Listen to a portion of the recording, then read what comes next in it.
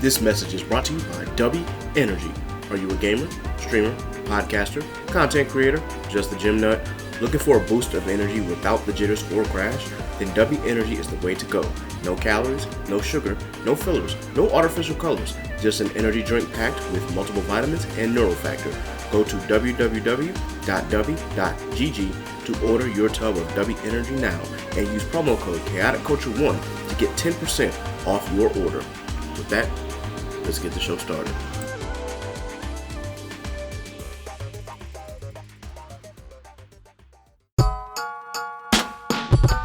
You are now tuned in to the Chaotic Culture Podcast.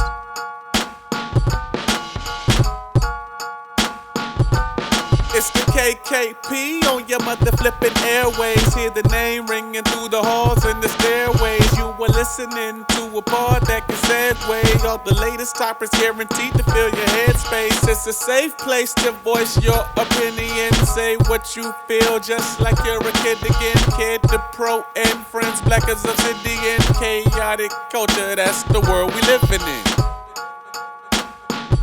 So what's the word? All right. Good morning, afternoon, and evening, ladies and gentlemen, and welcome to Season 6, Episode 1 of the Chaotic Culture Podcast, the pod where chaos rules and black culture is supreme. The Chaotic Culture Podcast is brought to you by W Energy, the official energy sponsor of the KKP. Use promo code Chaotic Culture 1 to get 10% off any of your orders.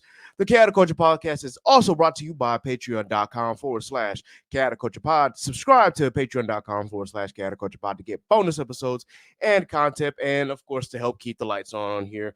You can either subscribe today for just $3, or you can subscribe at any of the levels, whether it be 5, 7, or 10. But once again, we still appreciate your support.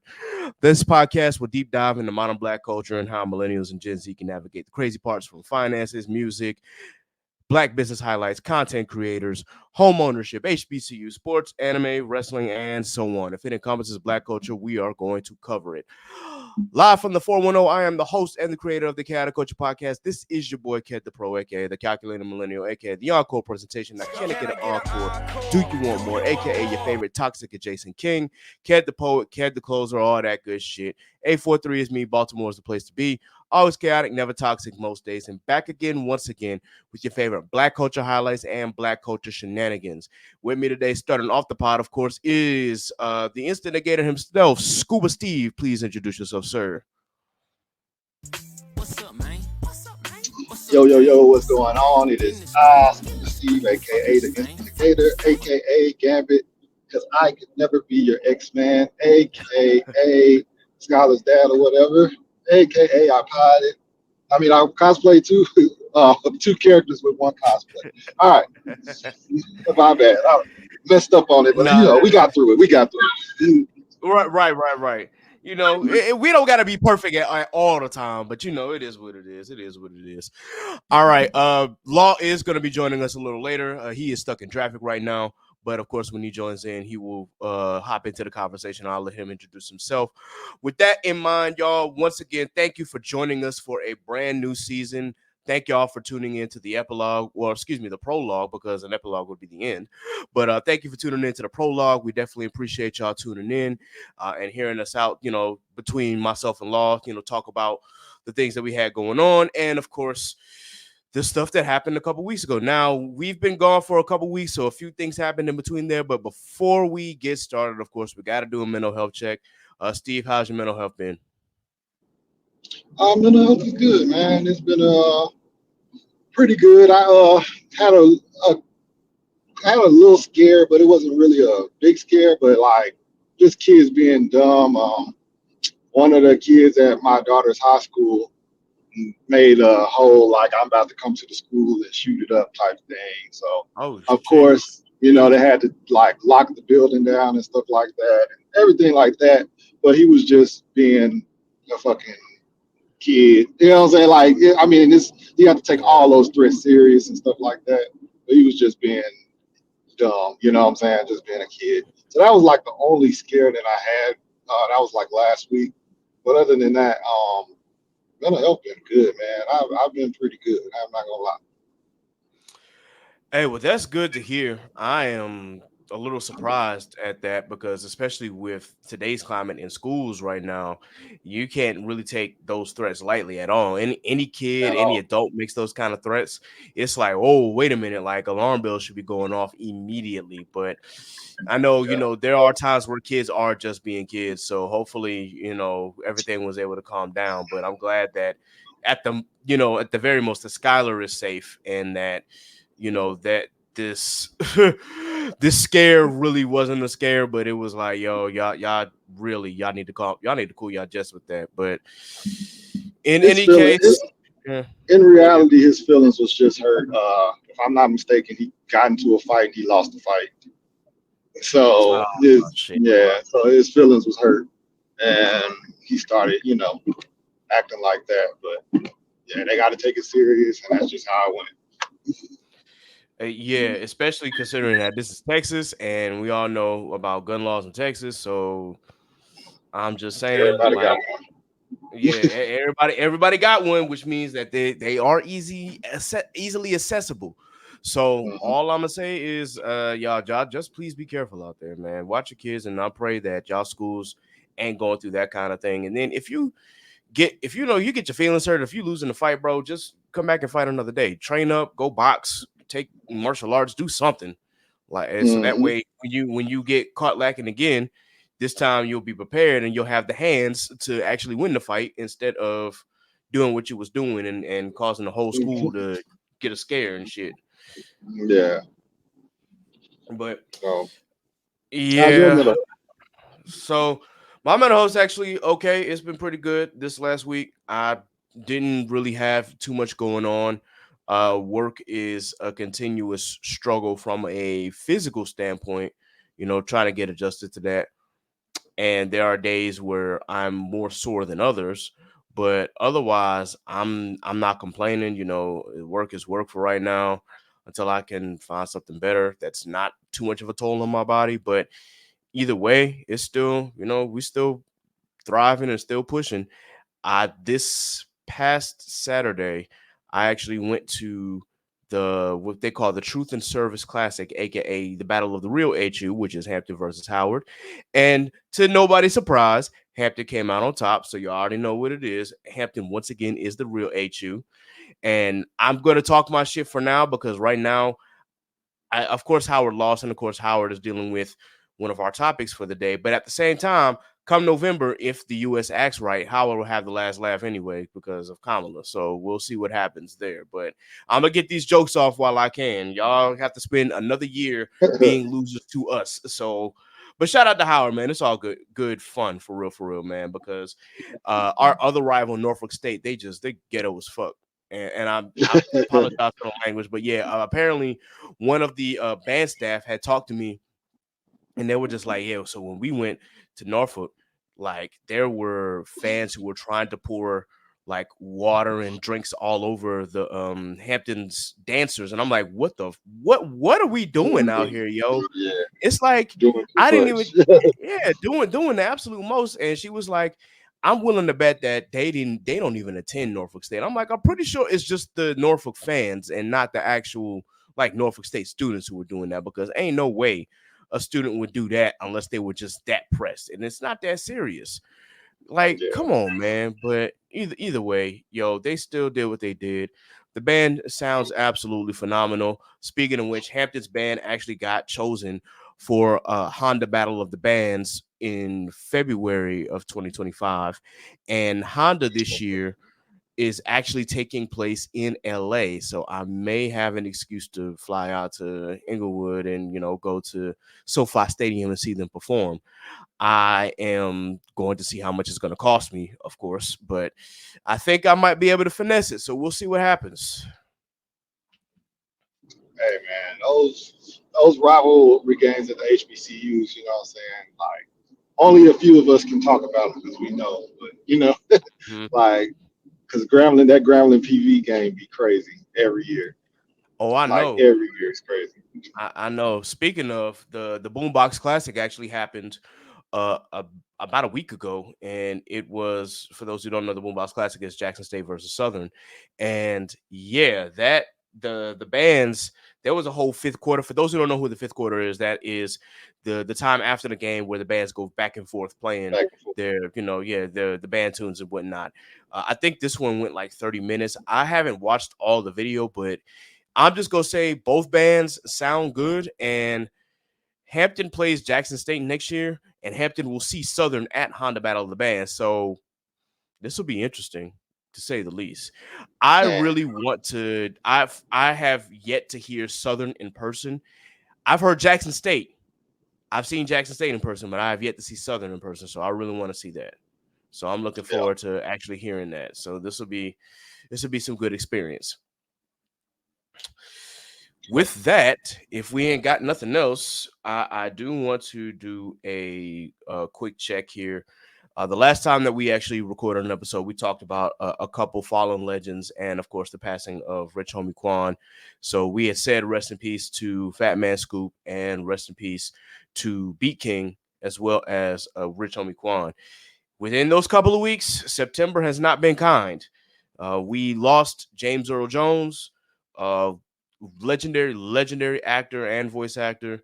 If you have not looked up the work of James Earl Jones, I just highly recommend that you do. Outside of Mufasa and Darth Vader, it's a lot of death. Still, one of my favorite roles that he's done was Fences, and I know that Denzel did an excellent job in the Fences movie, but I know that my first time seeing Fences, it was with James Earl Jones, the stage play. So rest in peace to that legend. 93 is a long life to live, though. And he lived it well, so it's still sad, but it is a life fulfilled. Mm-hmm. So, any comments on that, Steve? No, man, you hit it on the head, man. Like 93, like you said, that's a lot of life. You know what I'm saying? Like, yeah. So it's not everybody gets to make it. You know what I'm saying? There's so many people that's 50, 55, things like that, and so many things happen. Death is so random. So 93 is a good milestone. It's a really good milestone. So yeah, absolutely. Yeah. And to your point, we lost another legendary singer, Frankie Beverly of Frankie Beverly and Maze. Unfortunately, I didn't know that he was as young as he was. He passed away at 77. I thought that he was a little older than that, but it's still sad to see because he was a legend. Like, just hearing his voice, we all know Before I Let Go, but there are so many other tunes with Maze featuring Frankie Beverly. We talking Golden Time of Day. We talking Joy and Pain, Running Away. And those are just like off the top of my head. There's Southern Girl. There's plenty more that band gave us, and this man was still on tour performing. Even after he had gotten throat surgery a few years ago, and he was still going out, still trying his best to perform. And unfortunately, he passed away at 77, which is still a decent life. It's not as long as we would like, our legends to live, but yeah, he's gone too. So rest in peace to Frankie Beverly. It's gonna be difficult, man, because I really wanted to see Frankie Beverly and Maze in concert because I have yet to see them, but it's unfortunately, at least Maze will still be around, but it's like it ain't gonna be the same without Frankie Beverly.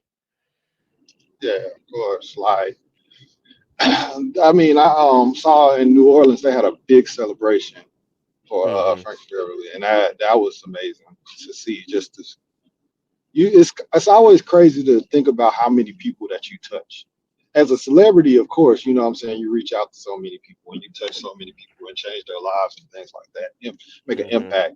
So it's wild to see, and it was just a really nice celebration that they did.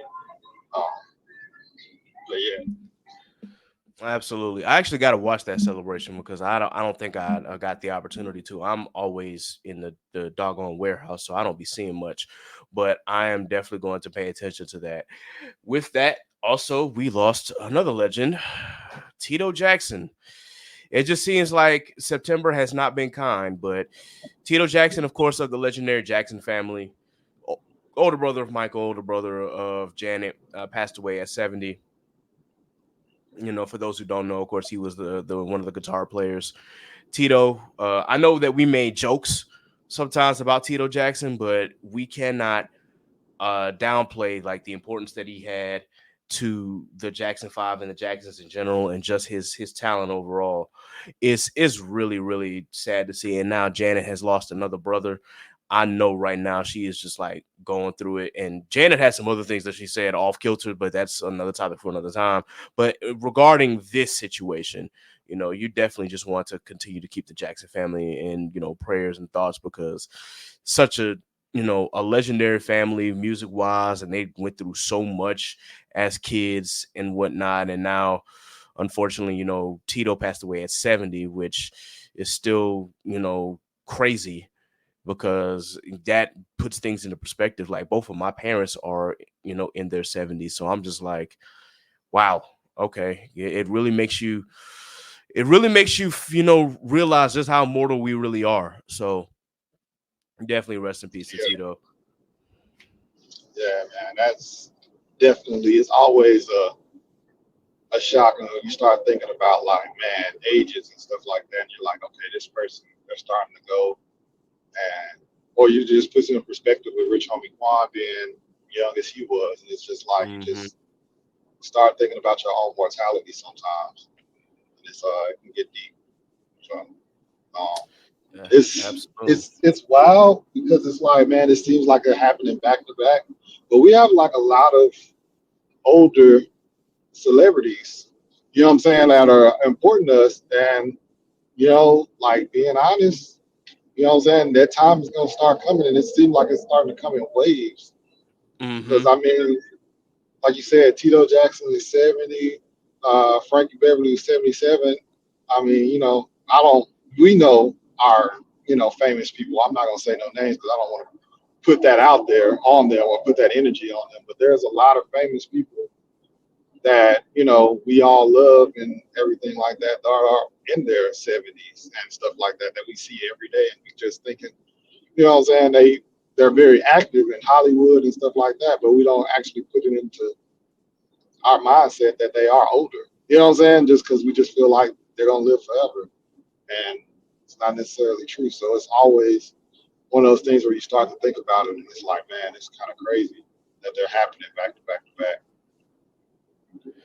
Wow. Yeah, man, that's absolutely insane.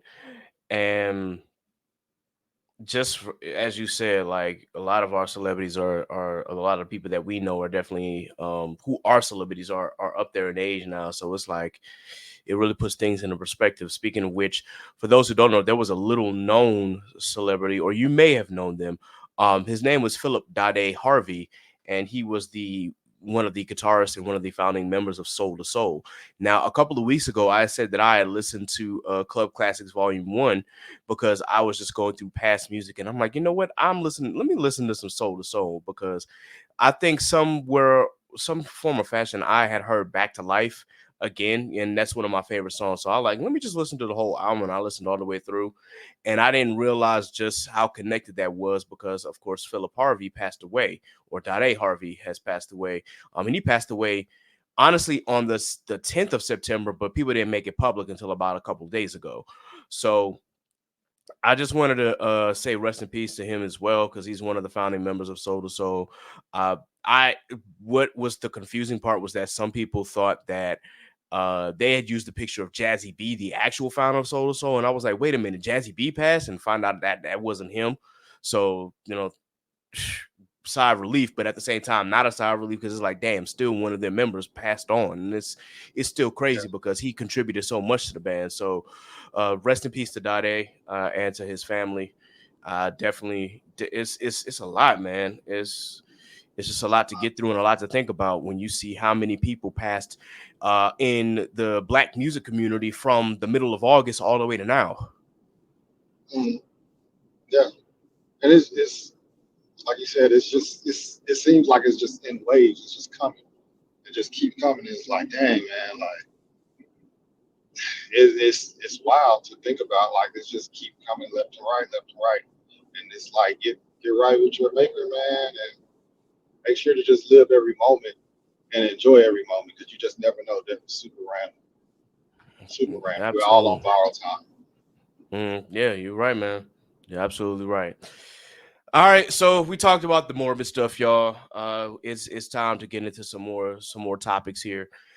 We are starting with, of course, the song that took all the attention away from the VMAs. And for those who don't know what I'm talking about, it's the song that I actually did a live reaction to a couple weeks ago. And that was the Kendrick song that was posted on his IG, which most people are dubbing Watch the Party Die. Now, I had given my thoughts on this song in general. Of course, we've gotten new information as time has gone on, but I definitely just wanted to get Steve's opinion on this particular piece of music if he got a chance to listen to it. I mean, who didn't? Hey, at this point, anything that Kendrick dropped, Drake dropped, or anybody like in that little big three thing right now, like that was in that whole discussion. Every time they drop it, everybody wants to critique it and they want to know, like, okay, you know what I'm saying? Like, even like with the ASAP Rocky and J. Cole song, everybody was all like, oh yeah, see, this is why he had to stay out. You know what I'm saying? And then every time Drake dropped, they like, man, he can't get the stink off of him. And now with Kendrick, every time he dropping, we just like, okay, we need to hear it. We need to hear it. So of course, you know what I'm saying? It would be crazy out of the 60 million views in a day or something like that, that I would be the one that didn't listen to it. That would be crazy. Yeah. But nah, man, yeah, it was dope. I liked it. I liked the energy on it was different though. It was very mellow, and it was just like, okay, cool. He came back. It kind of gave me it didn't give me exactly the Meet the Grounds feel, but it gave me that mellowed out, like, okay, yeah, this is what we getting right here. And yeah, man, I fucked with it lyrically and everything like that. There are some people that were saying it was boring and whatever, but it's like, bro, what do y'all want everything to be like, not like us? Like, what? Like, y'all don't like variety and everything like that, so that's pretty annoying. But I liked it. I liked the shots he was taking at DJ Academics. Like, let's go on and kill it. Like, let's go on and get everybody. Now I got Drake out the way. Let me go get these other niggas. You know what I'm saying? I fucked with that. I was like, all right. It gave me that Grim Reaper and he knocking on the different doors. Yeah. Great analogy, bro. Great analogy. And yeah, man, I kind of feel the same way. After listening to it a few more times, it's like, yeah, this was definitely like shots at the industry, which I had said in my review anyway. But I'm like, this is definitely shots at the industry in general, and just, of course, taking shots at different influencers, and of course, if the shoe fits, hence the Black Air Forces. And we know that most of those were more than likely like, we looking at academics, we looking at Vlad, Adam 22, and other influencers who try to, like, I guess, dick ride, for lack of a better term, a certain artist and whatnot, and then try to change the narrative on what other artists are doing and shit like that. And then it's really crazy how certain people have become these media giants and these in hip hop in general. Like, as I've said before, y'all know how I feel about Livingston Allen and just the way that he came into the industry itself. I don't like, and I still, don't like. As FD Signifier, I believe, said this. He's like, there are some people who, you don't really care for, but academics, I have absolute gall for. Like, it's just like, yo, I cannot stand this nigga one bit. And he's still gonna make his regardless, because just of how reactionary he is and just how controversial he is really like nothing you can say will really get rid of him. He has to like do some crazy shit, which of course he also has weird cases out there, so that might be able to take him out. But got some weird cases. Yeah, but in general, it's just like, because the gatekeepers of hip hop let these kind of people in to, give us these narratives in hip hop in general, they've blown up because of that. And unfortunately, they're here to stay until something takes them out. And I personally kind of agree with Kendrick on like the state of the industry itself. Like, granted, when it comes to hip hop music in general, yeah, like hip hop was founded as party music. Let's not get this twisted. I've said this before. Hip hop and party music are going to go hand in hand. But if that's all the hip hop that you listen to, like if that's all that you consume, I'm going to question you, and I'm going to question your palate and your taste in music, because hip hop has so many different facets. Like, I just can't sit and listen to turn up music every single day. Like, yes, I like it in spots. Like Future just dropped a new mixtape. I haven't got to it yet, but I'm getting to it. And I want that kind of music every now and again. And when I'm in a party mood, of course I'm going to listen to party music. Like what are we talking about? But if I want to listen to something that touches my soul, like I'm not going to sit here and play Drake all the time or play I'm just going to like throw a newer artist out there. I'm not going to play 21 Savage all the time, or I'm not going to what's one of the like Boss Man D-Lo. I'm not going to play him all the time. But yeah, there's a time and place for it. And then there's a time for I want, actual like meaningful stuff like what Kendrick drops, but that's just like surface level now, which is crazy. Me saying that Kendrick is like surface level deep because he's really not surface level deep. I'm just saying that he's the most right now, he's the most famous conscious rapper that we got right now, or the most the one that's getting the most buzz out of everybody outside of Cole, because there's plenty of them out there. It's just like that's the first thing that comes to mind. But then there's plenty of artists out there that like really like get you. I could talk all day about Big Crit, and how his music touches me, especially being from the South. I could go on about Anderson .Paak and just the variety of music that he makes. And so it's just one of those things where I'm like, I get where Kendrick is coming from, and I wholeheartedly agree. That being said, I don't know if my outlook is as dark as his, but at the same time, I get where the sentiment is coming from. And even Charlamagne the God, who I have a hit and miss like relationship with Charlamagne, because it's like, well, Charlamagne's from my hometown, but at the same time, Charlamagne be saying some crazy stuff. But he is just like, man, Kendrick, you can't. Well, we already know Kendrick already said that he's not our savior, but he's just like, man, don't waste your time in waiting for hip hop to, I guess, revitalize. But at the same time, I don't think that Kendrick is too far off, because I'm seeing a lot of like lyrical artists start to come back and be more prominent, because unfortunately hip hop is forever changing, and it hasn't changed in a good long while. But it's supposed to, like, you're supposed to have like the mix of the party niggas up here, then it's the lyrical, then it's party, and then you have the folks in between, and so on and so forth. But for the longest time it was trap music, and trap music had been dominating the airways for like the last almost 10 years, and that's kind of unheard of in hip hop. It's supposed to usually change every 4 or 5, but 10 was like, whoa, wait a minute. And that's just because of how the industry capitalized on, how big hip hop was and how popular trap music was at the time and still is. But now that it's dying down a little bit, because 2023, unfortunately, even though it was the 50th anniversary, it was probably one of the worst years as far as new releases in hip hop. And even with some of the newer people out there, they're not hitting like the numbers that we see, because no one has gotten to that level that we expect. But then Kendrick, of course, when he drops, the whole world blows up. So just to get back to the topic at hand, I think that, Kendrick does have a point and has a solid point. But I think that there is still hope for like hip hop in general. And I think we're starting to see like the lyricism or the lyrical artists come back full time, and I hope that we can get that for like the next stretch or the next 4 or 5 years. Speaking of, I did want to ask Steve, did he hear Lecrae and Dee-1's response, since those were the 2 artists that Kendrick had named? No, I actually didn't listen to those songs yet. I only caught the Kendrick one, but I actually didn't listen to the Lecrae joint. I saw he had the white forces and everything, but I hadn't listened to that one. Oh, well, you know what? It's actually a good time that we can actually go ahead and pull it up. Yeah, so this will give us we'll give it an opportunity to pull up both and see what Lecrae had to say. Now, for those who don't know who Lecrae is, once again, as I know, Lecrae is a Christian artist or a Christian rapper, but he's one of like the most lyrical Christian rappers like you'll ever hear in your life. Like, dude got bars. Yeah, meaningful bars.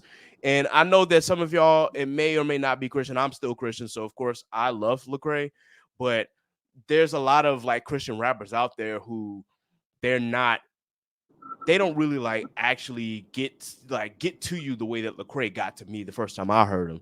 So let I me go like ahead Andy, and Andy Mineo is cool.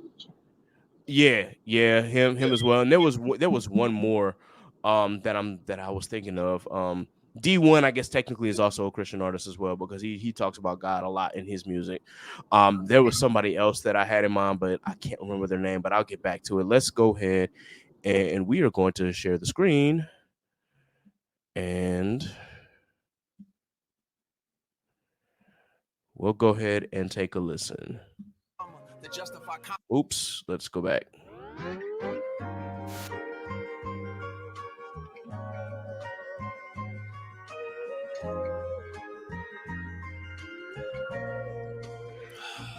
I was wrestling like, should I write a verse? The culture got enough clout chasing vultures out here, trying to prove they worth. They need attention. They can't imagine me not trying to make myself look bigger off of this Kendrick mention. I can't imagine his position. Before I got on my mission, I was a party victim. I bought the party favors. I used my trauma, my single mama, to justify commas to pay the devil's wages. Woo. That probably went over their heads. Basically what I said is I was government fed, bred for doing time in the feds, but Jesus bled. Instead of putting dents in their head, he turned his. My cup runneth over with nonsense. They hearts grow colder, they love to do evil, they burn their conscience. I want the dealer's head who gave my cousin fentanyl. Labels exploiting rapping addicts, man, I'm sick of y'all. My daddy ran with Compton Chris, my uncle's Pyru. Stuck in the middle of this madness, what should I choose? I should be choosing between Howard and Hampton. I love the people that I ran with, but look at the damage. You want me put you on, but I know you still with the scamming. A crooked doctor took advantage and hooked me on Xanax. It's killers sitting in a cell for taking somebody innocent, and they don't even feel no remorse. The worst ignorance. But when I take a look in the mirror, the blood of Uriah's on my hands, cause I'm that killer who had Bathsheba in his quarters. I'm that who let Eve taste the fruit of death. I'm dead sinner, I deserve death, along with all these liars and hypocrites. Fake tough rappers who fabricate their predicaments. Fake deep guru pushing voodoo on the people, telling folks that my God ain't real. That's real evil. I wonder what Lecrae would do. Hopefully seek the hand of God and tell him that he's incapable. But truthfully, I'm nobody to judge. My good deeds are like some period blood stains on a dirty rug. All I can offer them is Jesus' love. I know it sound foolish to many, like, really? That's all you got for us? Yeah. The cross is foolish to the perishing. The world will call me weak and the saints will say I embarrass them. I walk the valleys full of evil, I'm aware of it. I can't condemn the world and burn all of the heretics. Love is patient, so I'm trusting in the narrative. And Christ ain't watched the party die, he died instead of it.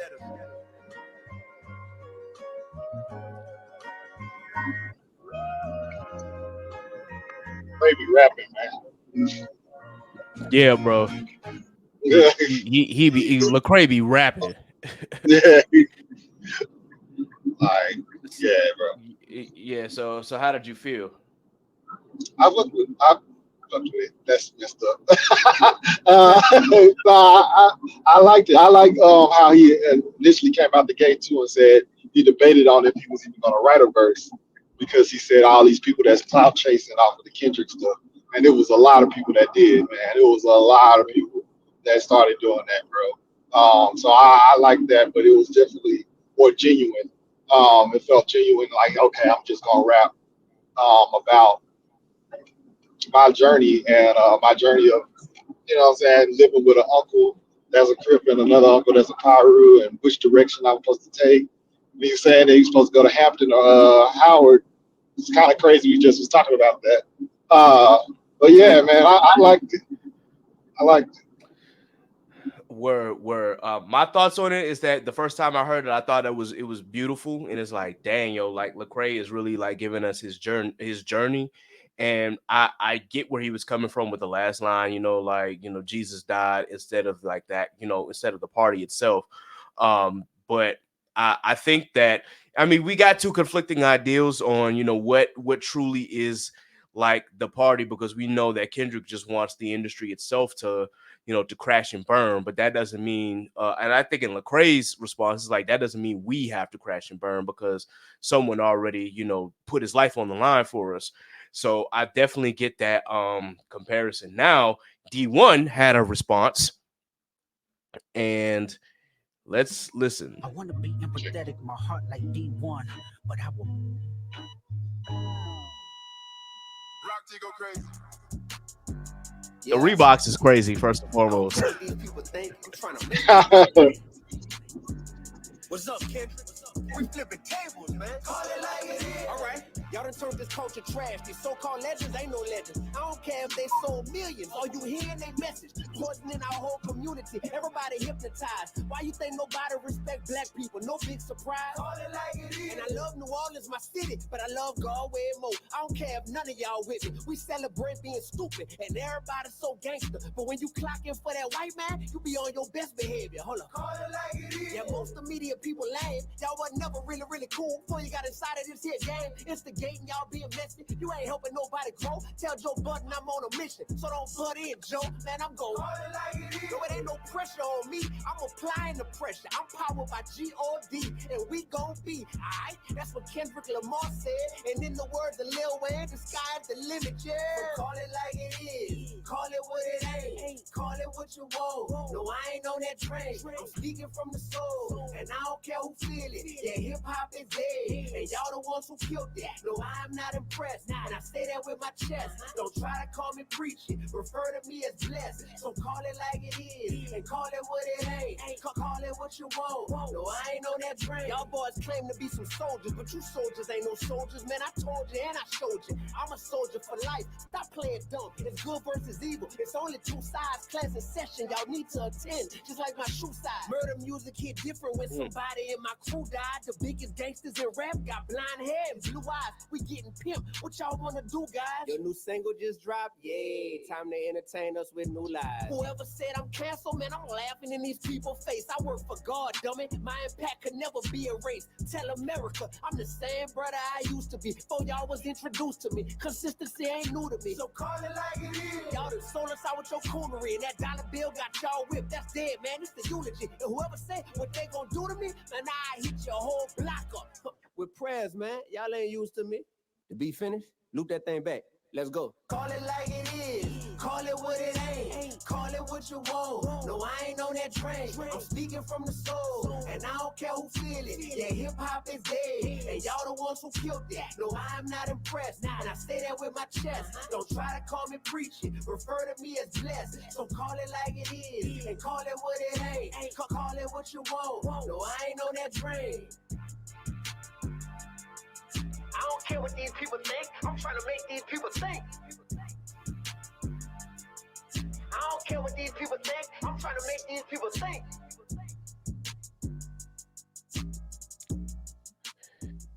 All right, and that was D1's response.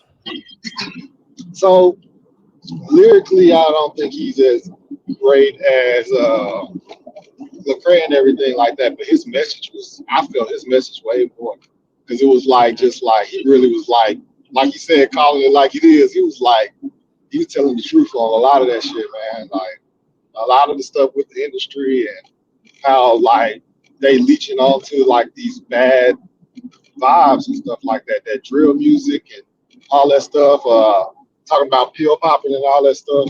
And that's what the kids listen to, so they think it's cool. And then they growing up and that's all they into. So I really like that. I actually, like, you know what I'm saying? Like I said, I don't think lyrically he was Lecrae, but like his message, I feel his message way more. His impact is different.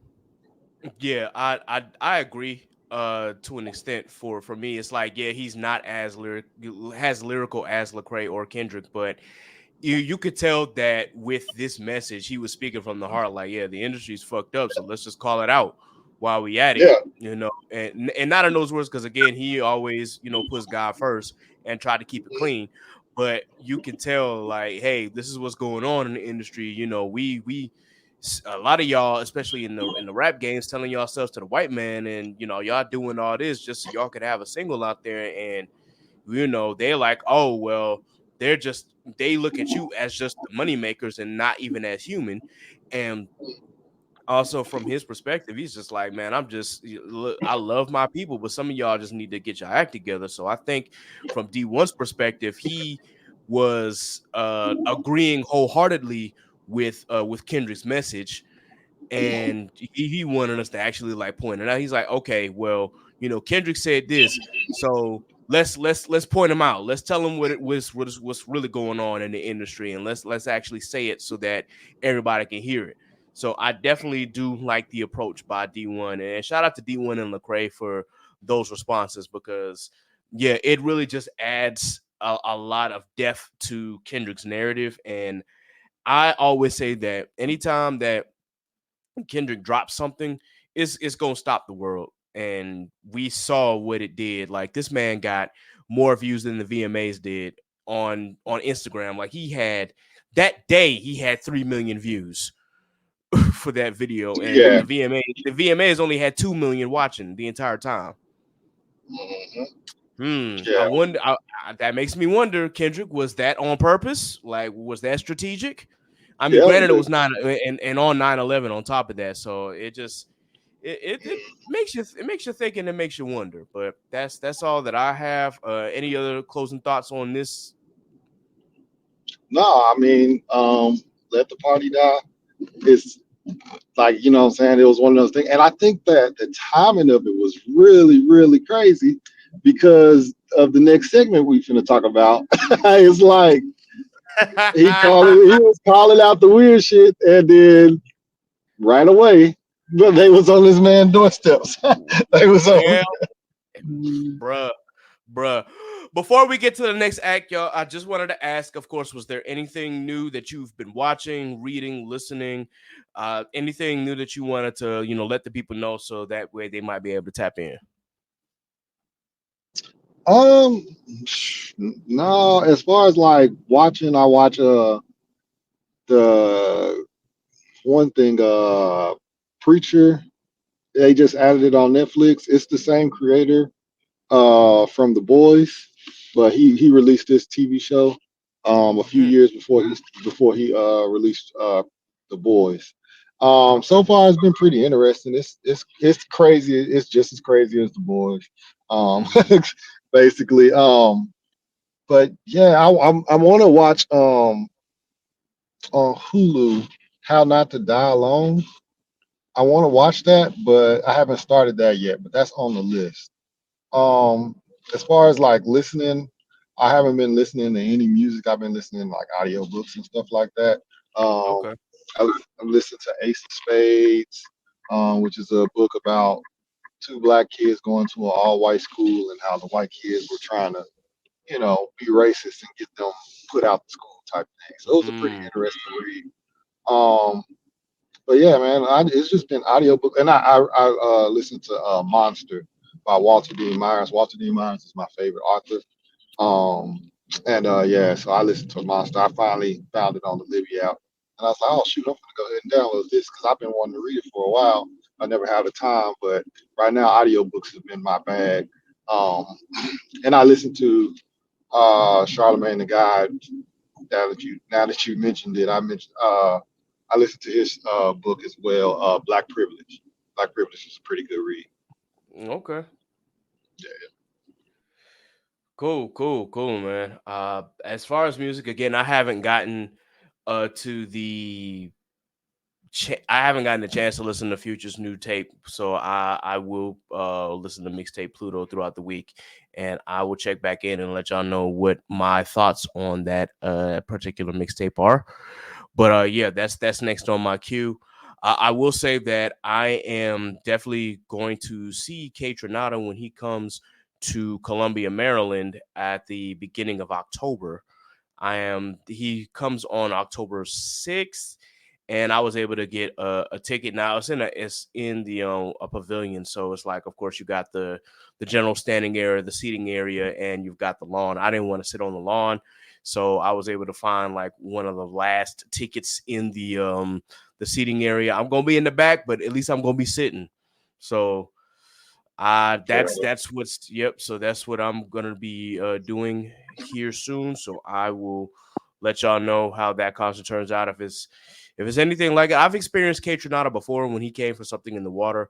So this is an opportunity to experience him again, just by himself. and listen to his music. And I also have to check and see if Anderson .Paak is coming along this way as well, because I believe he has some concert dates as well. I gotta look into that. But yep, as far as anything new, nothing on my end as well. So we'll go ahead and we will get to Act 2, which goodness gracious, as you said, like, it's the timing of Kendrick dropping that song couldn't have been more perfect, because yep, the diddler has been caught, ladies and gentlemen. So Bro. Caught, and then they seized 1,000 bottles of baby oil. 1,000 bottles of baby oil on the wall is absolutely insane. That was the most disappointing thing, because it was like, nigga, you supposed to be a businessman. I thought you would have an endorsement deal with baby oil. At this point, like some take that baby oil or some shit like that. Take that baby oil. It's insane. Yeah, despite the jokes that we about to throw out, we do know that this is serious. This is serious. I'm gonna make the jokes. Jokes are gonna be made. Jokes is gonna be made, but it's like not at the expense of any of Sean's victims. Once again, we do, we understand, but at Sean's expense, we gonna make these jokes. Like Diddy about to get all these jokes. Y'all, I pray that y'all find the piece that y'all need. But yeah, Diddy, we about to crack on him. So with that in mind, y'all, if y'all have not heard this story yet, I'm just gonna read what are the allegations that Diddy is going through. So here's an article through The Independent. Sean Diddy Combs, a rapper and music mogul created with helping launching the careers of some of the biggest stars in recent years, was arrested by federal agents in New York on Monday after facing months of civil lawsuits accusing him of sex trafficking, sex abuse, and rape. In an indictment unsealed on Tuesday morning, federal prosecutors alleged Combs and his associates threatened, abused, and coerced women and others around him to fulfill his sexual desires, which allegedly includes forcing victims into engaging in recorded sexual activity, which he referred to as freak-offs. A lawyer for the hip-hop artist called Combs an innocent man with nothing to hide. We are disappointed with the decision to pursue what we believe is an unjust prosecution of Mr. Combs by the U.S. Attorney's Office. His attorney, Mark Agnifilo, told, I think that's how you say it, Agnifilo, I guess that's it. It's told The Independent via email. Combs, formerly known as Puff Daddy, P. Diddy, and a host of other names, has undergone a myriad of reinventions since the start of his career, but has since entered a new and unwelcome era. Federal agents with U.S. Homeland Security raided two of the rapper's houses in Los Angeles and Miami on March 25th as part of an investigation into the allegations brought against him. The music mogul was also recently hit with a $100 million default judgment on September 9th over an alleged sexual assault from a 1997 party against Derek Lee Cardello Smith. Lenawee County Circuit Court judge granted the award to Cardello Smith, an inmate who filed the lawsuit against Combs, accusing him of drugging and sexually assaulting him at a party 30 years ago. Combs, 54, has strongly denied all of the allegations against him. His attorney has branded the lawsuits and their accusations as money grabs, baseless, or sickening. On May 17th, surveillance footage captured at a hotel in Los Angeles on March 16th showed Diddy chasing his then-girlfriend Cassie Ventura down the hallway before attacking her by the elevators. He then attempts to drag her back to his hotel room. The following day, he shared an apology via Instagram, saying his behavior was inexcusable and that he took full responsibility for the actions in the video. The slew of allegations and lawsuits against Combs date as far back as the 1990s when he founded his own record label, Bad Boy Records. So, if this is including all this stuff through 1990, and then if it involves Bad Boy itself, this is a RICO. And it's a RICO trial. Yeah, it's definitely a RICO. So, yikes. All the allegations against Sean Diddy Combs. Lawsuits against the rapper began on the 16th of November, 2023, when he was sued by singer and dancer Cassie, his former partner, who alleged years of abuse. It was filed under the New York Adult Survivors Act just before it expired. This act offered a one-year window for adult victims of sexual assault to come forward with civil claims, regardless of the statute of limitations. This is more info about Cassie, which I'm going to skip. More info about Derek Lee Cardello Smith. Oh, here's something with Rodney Lil Rod Jones. In the most recent lawsuit filed against Combs, filed on the 26th of February in 2024 in New York, Producer Rodney Lil Rod Jones alleged he was subjected to unwanted advances by associates of Diddy at his direction, and that he was forced to engage in relations with the sex workers Combs had hired. The producer, who worked for Combs between September 2022 and November 2023, claimed Combs sexually harassed, drugged, and threatened him for more than a year. He said he has video and audio evidence of Combs, his staff, and others engaging in serious illegal activity. The lawsuit identified rapper 50 Cent's former girlfriend and the mother of one of his children, Daphne Joy, as one of the alleged sex workers. The lawsuit also alleges that Combs regularly hosted sex trafficking parties with underage women and illegal drugs, and implies record label executives who looked the other way financially benefited from access to celebrities and dignitaries, including the British royal Prince Harry. Oh boy. Prince Harry is not accused of any wrongdoing or of attending parties himself. Combs' attorney told the Los Angeles Times that the lawsuit contains reckless name dropping about events that are pure fiction and simply did not occur. Ryan Meddlesome, 20, who used to live in the area where Combs' Los Angeles property was searched, told reporters that he would see parties at home and women outside until 6 a.m., which was not usual. I drive by a lot, and I see that a lot of girls, maybe 5 or 6 girls outside, some leaving, some not, some going in, he said, according to NBC News. I never thought anything of it, Mr. Meddlesome, who added that he did not know Combs lived there until Monday's news broke. But now it's crazy. Some more about Joy Dickerson Neal. More women are coming forward. Since November, 3 more women have come forward with lawsuits in the Southern District of New York alleging that they were sexually assaulted by Combs, according to NBC News. 2 of the women said they were teenagers at the time of the alleged assaults. Oh, Lord Jesus. It's one thing to assault women. It's another thing when they're also underage. Like, that's twice the... What's another word for heinous? Just is absolutely filthy. He's got 2 more anonymous Jane Doe. Yeah, it's beyond foul. Like it is, and there's more women named in this article. It's just crazy.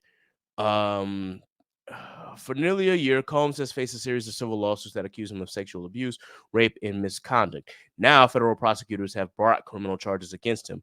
Combs has been charged with sex trafficking and transportation to engage in prostitution after a federal grand jury in New York chose to bring an indictment against him.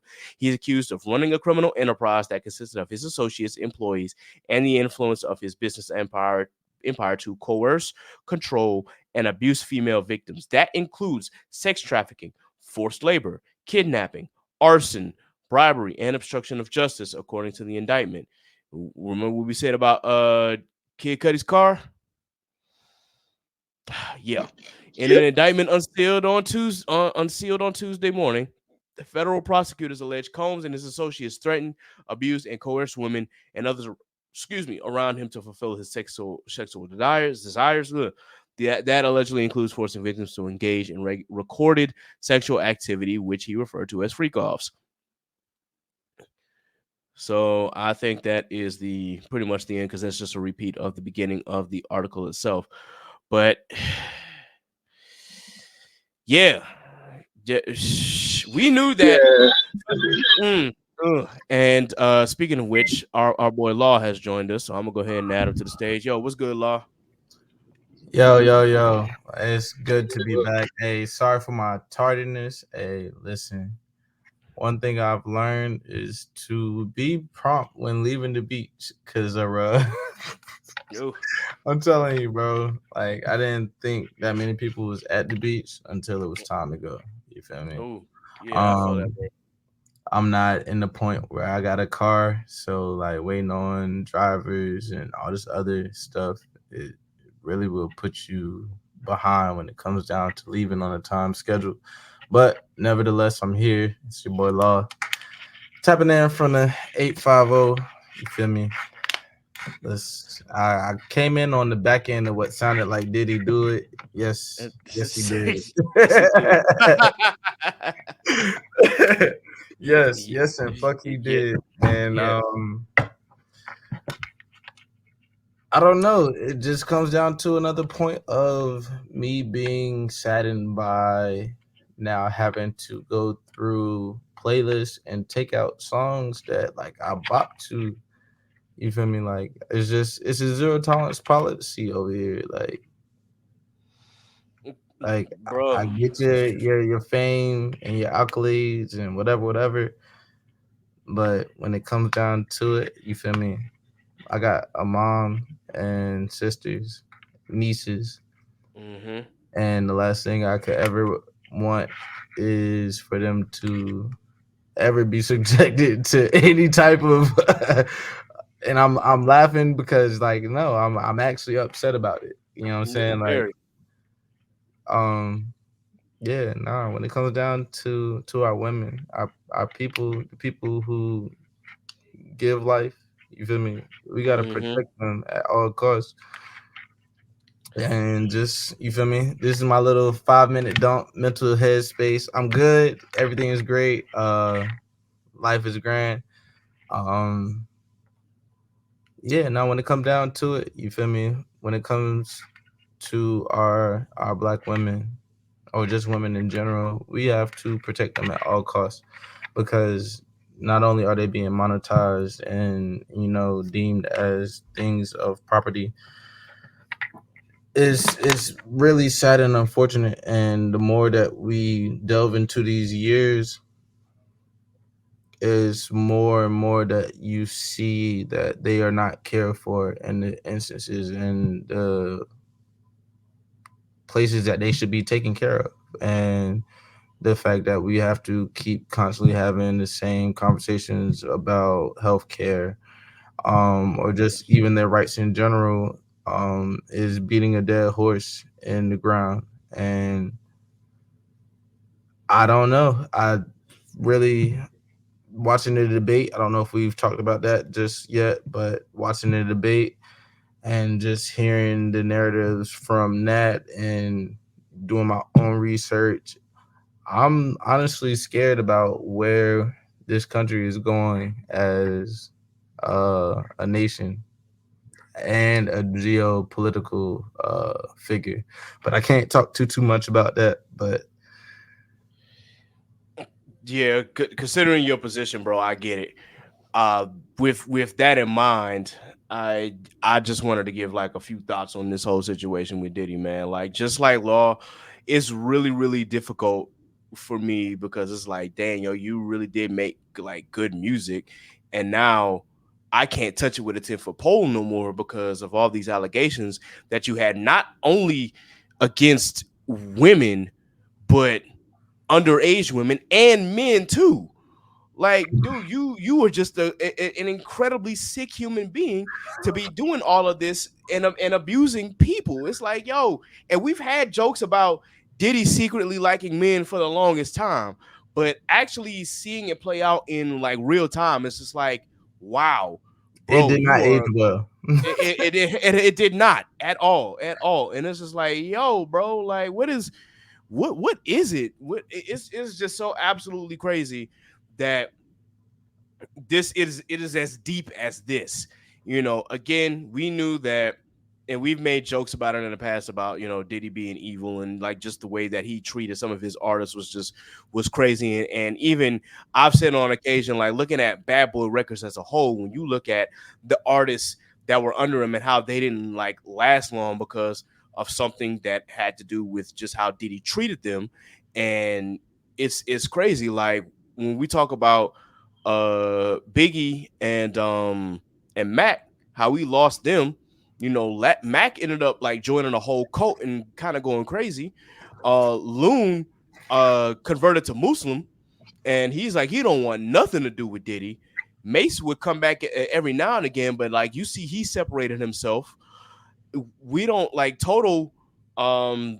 Afterwards, Total like kept their distance. Danity Kane going through this. We see what one of the members of Diddy Dirty Money has said about P Diddy. She shared her story.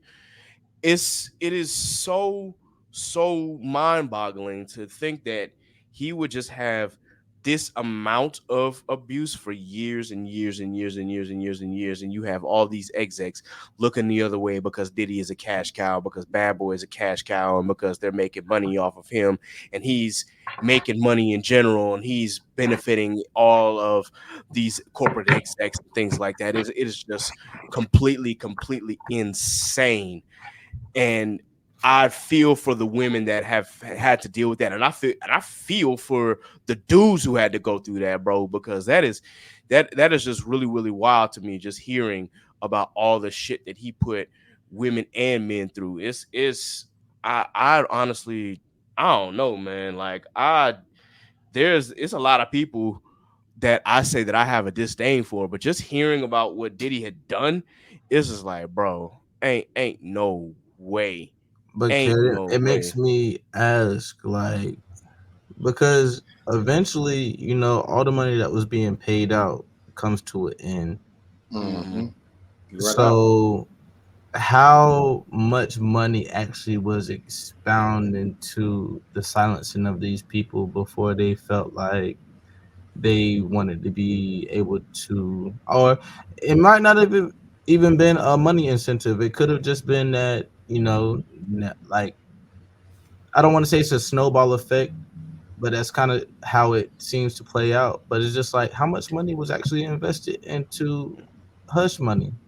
Because when you look at Epstein and now Diddy, um, and then I mean before him, the major one was R. Kelly and uh, Cosby. So it's just like, Mhm. how much money is enough money to keep you quiet, and for how long? And I mean, it's more of a That's a good rhetorical question. question more than it Hmm. is an actual pointed question. But Hmm. it just makes you think, like, these are people who have been suffering for years, idly sitting by, or not idly sitting by, but standing by, just seeing everything play out. And I mean, you have your folks who were doing it for cash grabs, and then you have people who are actually victimized. And I don't know. It's one of those. It's a thinking point, because it's honestly just it's sad. That's the main point. It's sad that we have Yeah. people who idolize becoming famous to go in industries and music, and This is what you get. yeah, Well, yeah. Mm. I I want to be I see. want to be famous as an actress, or as a rapper, or as a poet, or as a writer, and they don't tell you that there might be a situation where you get put in one of these rooms with somebody who's evil. Mm-hmm. In my I do kind of have a response, and it may be not so much of a money thing, but it may also be a fear thing. I think that because Diddy was so powerful and because he had all these connections, not only just with people in the industry, but also people in entertainment, people in politics and whatnot. It's one of those things where people were afraid to say anything about Diddy, and they were just like, they didn't want to push that button because they were like, well, what could happen to me? We see what happened with Diddy and the alleged story of him blowing up Kid Cudi's car, or him threatening to throw one of those rappers, I think it was Wale, throwing him off the balcony. Mm-hmm. And it's like, dude, like, yo, what is this? It's really one of those things where I think fear kind of played into it, because they were like, okay, he can offer this money, that's fine, and I can stay quiet, but I know that if I say something, he may also like actually ruin my life for real. And I don't want to go through that. Like, it really took the courage of Cassie to finally say, you know what, enough is enough. I have to say something. And when the moment that she did, and granted, there were other allegations against Diddy, but nobody took him serious. But the moment that happened, then everybody was like, they had the courage to say something now, because they were like, okay, she said something, now it's my turn. And then they were like, okay, if these other people are saying something, now it's our turn. And so I think it was really just more along the lines of, I'm afraid of what Diddy could possibly do to me and my family, and I don't want to cause any problems. So I'm just going to, take this money and shut up. And I pray that, or rather, I'm fearful, because it's like, I don't want his victims to like have to live like that. But again, we understand that in our justice system, victims are never really truly like taken serious until like all this evidence really shows up, unfortunately, because we, for some whatever reason, have a problem of believing victims, especially our black women. But it's like it really took Cassie's courage and somebody dropping that hotel video to that all the bombs just went off, and it's like, yep, okay, now we have something. So in retrospect, it's I really, when I think about it, I don't want our victims to be like, I don't want to do this because of what, I don't want them to live in fear of what may happen, when they've been victimized. But unfortunately, it plays into that when you've been traumatized and when you've been attacked and when you've been coerced into doing things that you don't want to do, and then you see just how powerful the person who is making you do this stuff really is. It really just makes you fearful and like, do I really want to go through this or not, or do I really want to say anything, because I'm afraid of what the repercussions and the retaliations are going to be. So ultimately, though, things happened and Cassie stepped forward, then everybody else started stepping forward. Then the feds was like, all right, let's do some, we gonna step in, and now and that's what ended up happening. So with that, Scuba Steve, did you have any comments? Nah, man, I mean, like, being real, like, get that nigga the fuck out of here. You know what I'm saying? Like, lock his ass up. Nigga, too fucking wild, too fucking freaky. And to all the people that are, oh, he's a black man, they not doing this to white people and all this stupid shit, lock their ass up too. But you know what I'm saying? Like, we're making it seem like, oh, they only doing this because he, like, stop that shit. Like, nigga, lock their ass up too. Boosie, stupid, ignorant ass. Oh, he just, how you fucking, you know what I'm saying, they arresting him for being freaky. It's like, nigga, did you read the fucking charges before y'all decide to speak? Y'all just decide just to say anything and run with it. And y'all niggas are dumb, bro. Like, y'all are dumb. I don't care how it come off, how it sound to everybody else saying you a dick rider or whatever. No, you niggas are dumb, bro. You niggas are fucking dumb. Read the fucking documents before you just start making fucking posts and shit like that, because at the end of the day, Boosie, you also are a powerful person. You're an influencer in a sense to other motherfuckers that are out there. So you said that shit. Now all these other people that don't have a name is tweeting and making Facebook posts, not sticking to the size of the actual people that are victims, and it's fucked up. You know what I'm saying? So it's like, bro, y'all have a responsibility too. And I was gonna add to that, like, you got to think about it, like, you say one thing wrong, and this is coming from Boosie standpoint. He say one thing wrong, everybody on his ass. You know? So like and again, you go back to the point of everybody has a mother, a daughter, a niece, a grandmother. You feel me? Like, look at the Freaknik. You feel me? You got people years later, that's my mama. like thankfully, you know what I'm saying, that won't my mom, but like, you feel me? Like, the actions of a day and period can come back and affect you negatively. So it's just like, before we just be so gun-ho to just, oh, well, he black man just having a good time. No. Read the fucking documents. Yeah, it's just like signing a contract or you signing a record deal. You better read that fine print and see what you actually signing to, because they'll have you jumping off the Empire State Building butt naked, talking about I'm a chicken. I'm a chicken.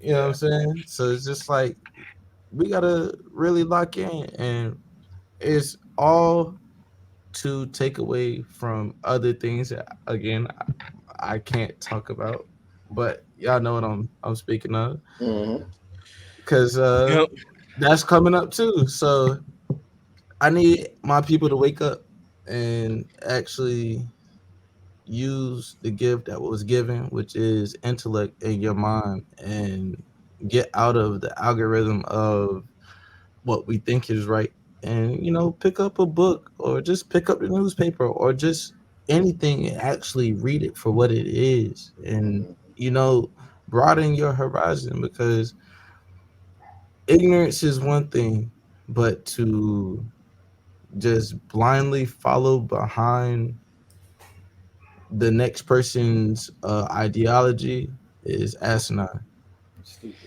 And I'm gonna use that opportunity to say that we at the Chaotic Culture podcast have we've done this before, and it's election season again. We started in election season, and it's around that time, so we just encourage everybody to go out and vote, especially like black folk. I'm not gonna tell you who to vote for.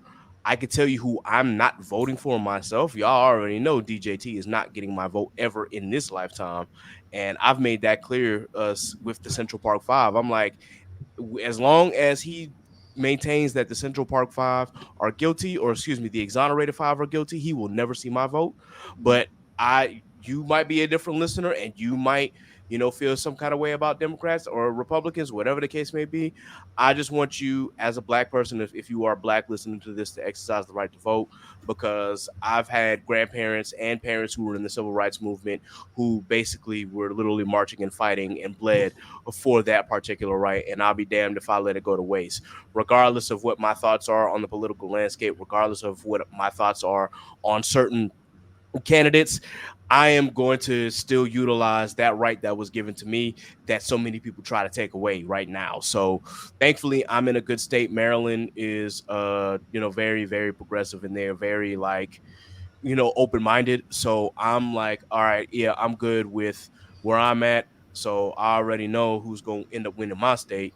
Not to say that I'm still going to vote for her, obviously, but still, I just wanted to throw that out there that, again, I'm not endorsing a particular candidate, but I can tell you, I truly am not voting for the other side, especially with all the shit that was going on. And as Law had pointed to, I watched that debate, and I just watched a thorough dismantling that DJT really needed. Somebody needed to go in and absolutely embarrass him, and that's what happened. So I'm gonna just leave it at that. But with that in mind, also, I just wanted to say that there were a couple of, as we get ready to end this conversation, because I know we had turned away from like Diddy and whatnot, but I just wanted to leave some closing thoughts on Diddy, and then my final thoughts on a couple of crash outs that happened. I just want to say that when it comes to our black women, or our women in general, just continue to protect them. As we say, we all got moms, we all got sisters, we all got grandmothers, we got nieces, and in Diddy's case, we got brothers and nephews too, because he clearly traumatized a lot of men. So in this My case, apologies. I didn't mean to just, what I'm saying, I didn't mean to not cover the whole basis, but no. I get you. I had to throw that in there because it's like, yo, there's some dudes out there who was like, nah, Diddy did this, and this, and we like, yo, it wasn't just women, unfortunately, who were victim. It was mainly women, but some men caught it too. So we just have to, just be mindful that if you are a survivor of sexual assault at any point in time, again, this is a safe space. We want to let you know that we are here for you, whether you are a friend or family. Like we believe you, we are here for you, and we want you to know that we are here to provide a space for you, and then that there are some ways and means that if you need assistance, it can be provided for you. I will have to actually put them into the link when we upload this episode for our sexual assault survivors. Like if there are any who need additional help, I will post that link as well, because there are a few that I can subscribe you to. So just please bear that in mind. Once again, y'all, we appreciate y'all just tuning in and listening to us, and just know that once again, we have your back, and we take that very, very seriously. And I know that some people out there were especially triggered with what Diddy has done. And so, yeah, like Steve said, get him the fuck out of here at this point, boy. Bro needs to be locked up for a long, long time. And yeah, man, we already know when you get hit with a RICO, that shit is serious. And that usually means that the government already has the evidence that it needs. Yeah. So, and just be mindful of the motherfuckers that's still supporting. Just be mindful of that. I ain't got no comments. If you still support Diddy at this point, I mean, like I'm saying, like with Boosie and stuff like be mindful. Oh yeah, yeah. For people like that showing up around him and stuff like that, I would be feeling some type of way, bro. And I'm glad you brought that up again because that really made me want to just say this real quick, man. I never thought I would say this, but fuck Boosie, bro. Like that mindset. I cannot believe that. I loved this nigga when I was in high school. Granted, I didn't know like what some of his thoughts were. I just thought like dude was just a real nigga going through some real shit.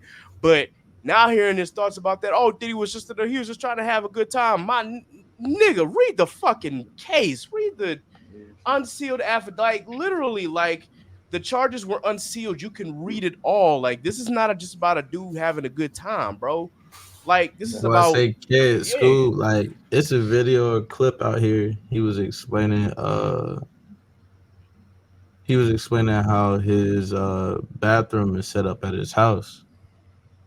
And he was talking about how he had the shower set up so that, you know what I'm saying, he could be showering and have women come in from either side.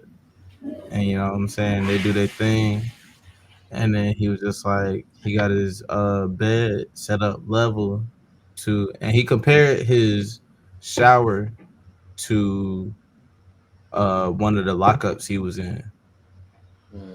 I don't know if y'all know what I'm talking about or if y'all seen the video, but yeah, he was basically just explaining how his shower was set up like he was in jail, and then he had his bed level to the bathroom so that while the girls are in the tub, he can be on his bed pleasuring himself to watching the women. I'm like, yo, this is crazy to like hear like people actually like, I mean, like, okay, I get it, sensory, cool, but like some things need to be left for your own understanding or like those that are within your encounters. Like you don't have to put that out for public game for people to see.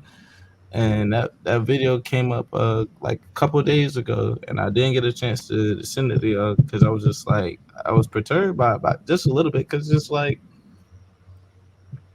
some things I want only myself to know. Yeah. Or like, you know what I'm saying, the people that are interacting with me to know. I don't need all 7.5 billion, 8 billion people on the earth to know how I have my house set up. You feel me? Like I can only imagine, you know, the people who are diehard like Crash Out fans who, he was here at 7:55 and he's known it. Like, you know what I'm saying? Look at Dove, you know, he in his city doing what he do, and just on the right day, people found the time to come and try to take his life. I couldn't imagine, man. So me either, bro. I say all that to say, like, just everybody be mindful in how you move. Like, not everything is public game. You don't have to go to Facebook about all your problems and sorrows.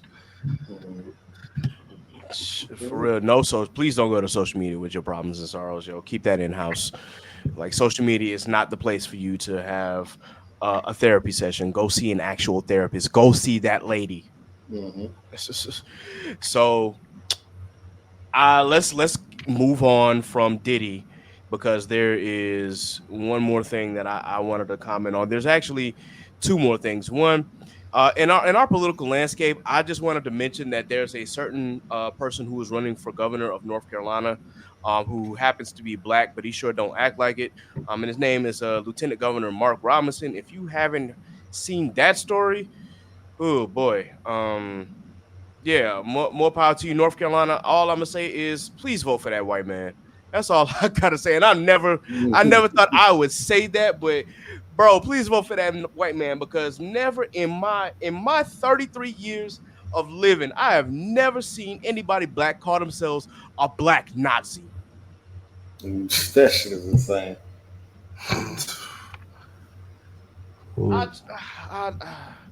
And then there's some other stuff that Mark Robinson did that you can read the CNN report about. I don't want to get into it. I just had to throw that out there because Ain't no fucking way that dude said that. Even if I don't care if it was 100 years ago, a black person saying that is absolutely crazy because them the same folk who would kill you. Yeah, it don't make So, I mean, they made a yeah, movie about it, kid. I know. I'm just They made a movie about it, and I mean, I guess it did numbers, but at this point, I'm convinced, just like the album, there's nothing new under the sun. yeah, Like, clearly. Who boy? Yeah. Since we bringing things to light on something, I do want to talk about a guy named Marcellus Williams. Yes, He is yes, on please talk about that. he's on death row and he is supposed to be executed now at this point in 2 or 3 days. The issue is that they have evidence and they've proven that he's innocent now. And the mayor just won't pardon him. And it's like, what are y'all doing? They got evidence, they got proof and everything like that. So everybody's been signing a petition. If you can hear this before this happens, man, like try to get this dude. This is crazy that this dude is an innocent black man and they don't even care. They just gonna execute him anyway. how long has he been incarcerated? I don't know how long he's been incarcerated. Not that it matters. I mean, at the end of the day, if it's been proven and shown that he's innocent, he should be exonerated. But should have got out the second that it happened. You know what I'm saying? That's crazy. right. But yeah, he's basically. I'm looking at the article and stuff now, but I've just been seeing that like we don't have much time, and they got a phone number. Everybody's been calling. You know what I'm saying? Texting. You know what I'm saying? Trying to bring as much attention to it as possible. Everybody's been tagging the mayor on Twitter. All this other, it's a whole movement right now, and nothing. So, Governor Parson of Missouri, man, what are you doing, bro? Like, Not to stray from that, but I don't know if y'all remember a couple months ago the movie Civil War came out.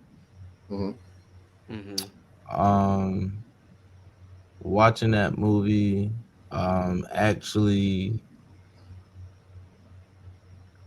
it stirred me in a bad way because it felt too real. Talking about people revolting.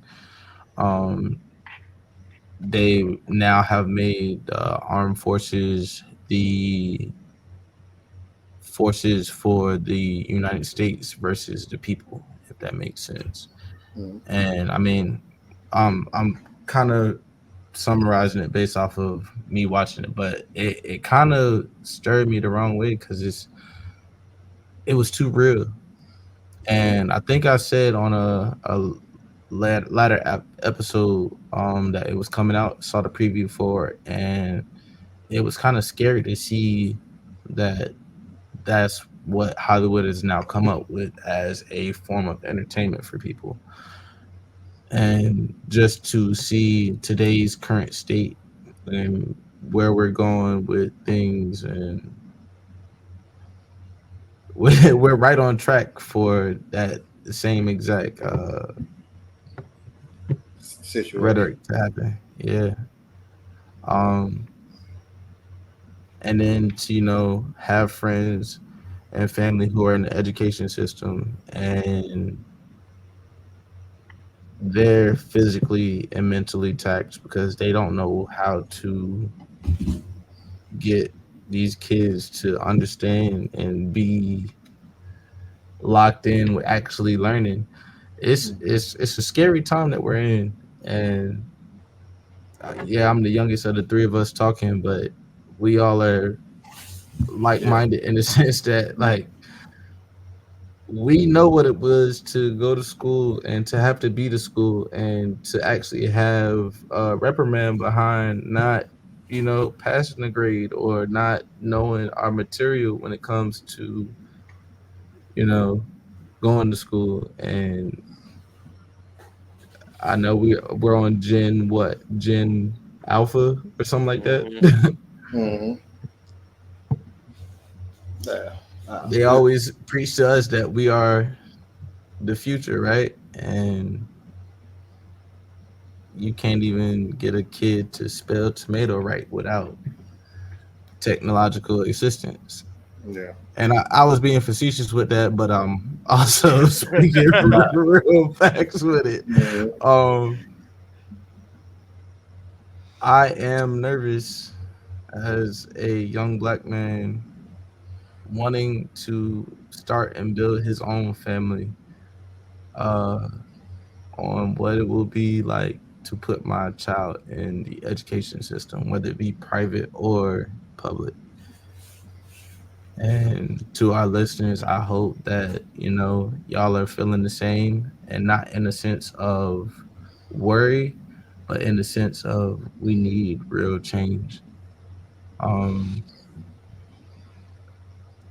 And that's not to take away or to say that the education system is failing our children. It's the country. And I'm stepping lightly now because, again, I don't have a true platform to talk. But y'all feel what I'm putting down. Like, we need real changes. Nah, that's real, bro. Absolutely.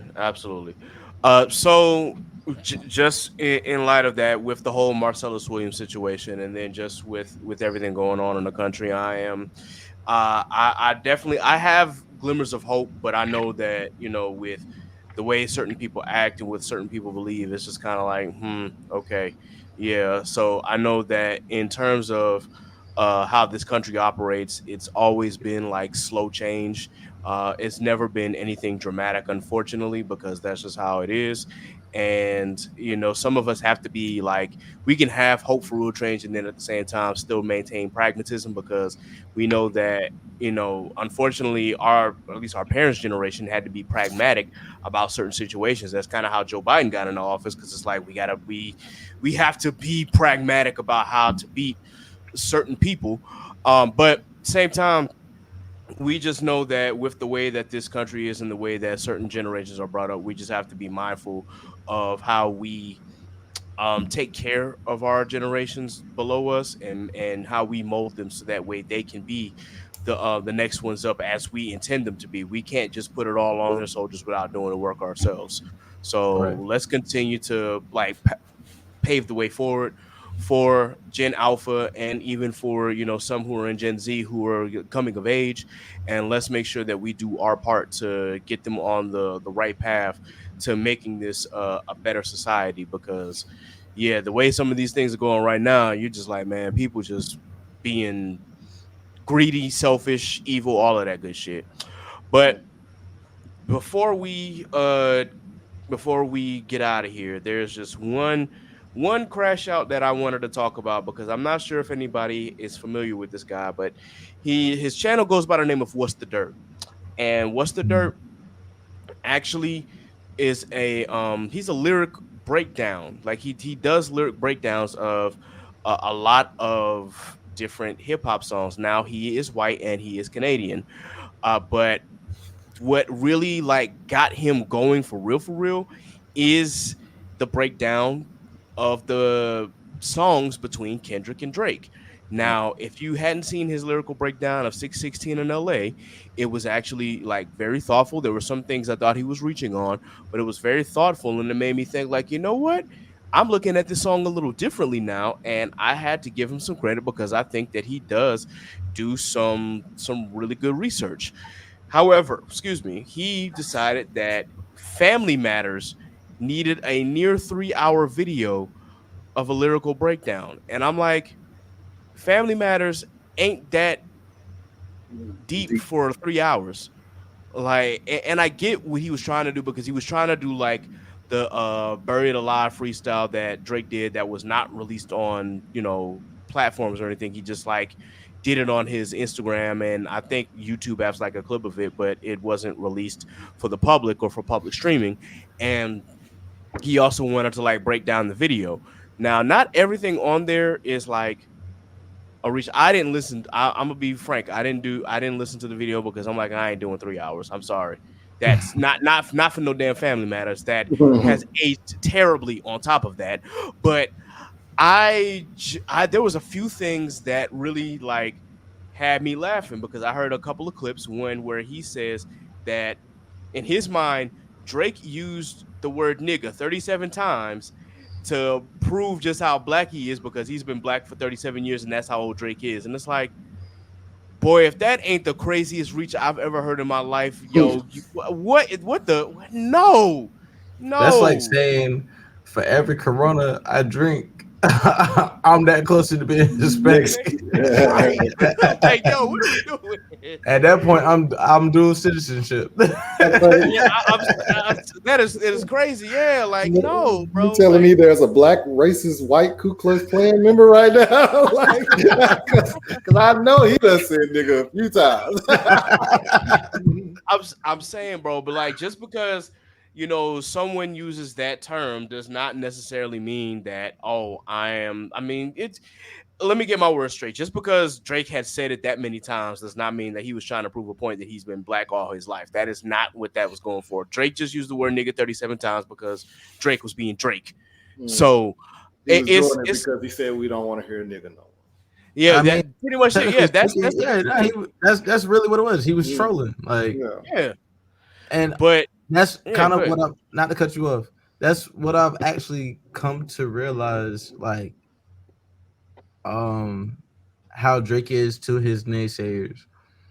Those who tell Drake he can't do something, he's gonna troll them to the umpteenth max if possible. Like he's gonna take it there and make it square. And that's no funny pun intended. Like that's like if you go back and you listen to all of his beefs, that's literally who Drake is as an artist. And I mean, cool, you know what I'm saying? Different strokes for different folks, but like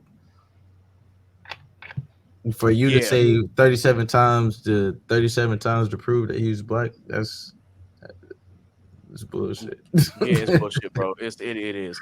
And so with that in mind, it gets away from the Kendrick and Drake beef because there's a guy by the name of Justin Hunte who goes by the Company Man, he's actually been a hip hop journalist for a long time and like has his own YouTube channel and whatnot where he kind of describes, how certain he breaks down music as well and whatnot, not to the sense of like a lyrical breakdown, but he can break down how the music feels and things like that because he's been in journalism for a long time. But in his point, he was saying that just because someone uses the word nigga is not indicative of who they are, and it's not like a monolithic idea that proves that you're black.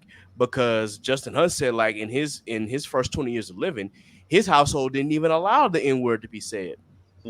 So he never used it until he got much later and older in life. But one of the things is that he was just being not like critical of What's the Dirt himself. He was just like, hey, that particular point I don't agree with, and here's why.